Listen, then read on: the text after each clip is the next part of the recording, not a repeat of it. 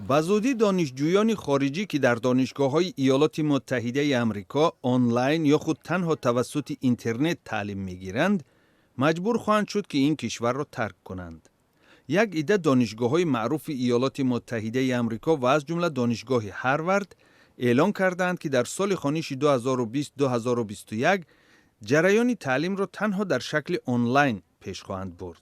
روز دوشنبه اداره مهاجرت و گمرک ایالات متحده آمریکا گفت آن دانشجویانی که تنها آنلاین تعلیم می‌گیرند باید کشور را ترک کنند. به قبل همین منبع خواهشمندان می توانند با مشورت شخصی به دانشگاه‌های دیگر گذشته تحصیل را در شکل به اصطلاح کلاسیکی ادامه دهند.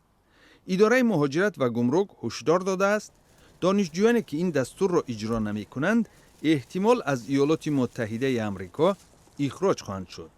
تا حال معلوم نیست که این اقدام به چه مقداری از دانشجویان خارجی مقیم ایالات متحده آمریکا تأثیر خواهد داشت. خاطر نشان شده است که این دستور به دانشجویانی که در درس‌ها شخصاً حضور دارند تأثیر نخواهد داشت. دانشجویان خارجی که اکثراً تحصیل را پره از جیب خود پرداخت می‌کنند، یکی از منبع‌های مهم درآمد دانشگاه‌های ایالات متحده آمریکا میباشد. دستور در مورد ویزای استودنتی تصمیم نوبتی مأموریت پرزیدنت ایالات متحده آمریکا دونالد ترامپ است که هدف آن محدود نمودن مهاجرت قانونی و غیر قانونی در دوره سرایت سراسری کرونا ویروس می باشد.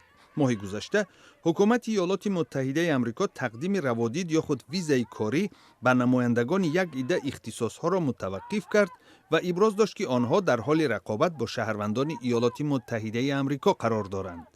همین گونه حکومت ایالات متحده آمریکا با اشاره به نگرانی‌های بهداشتی قبول پناهندگان در مرز با مکزیک را متوقف کرده است.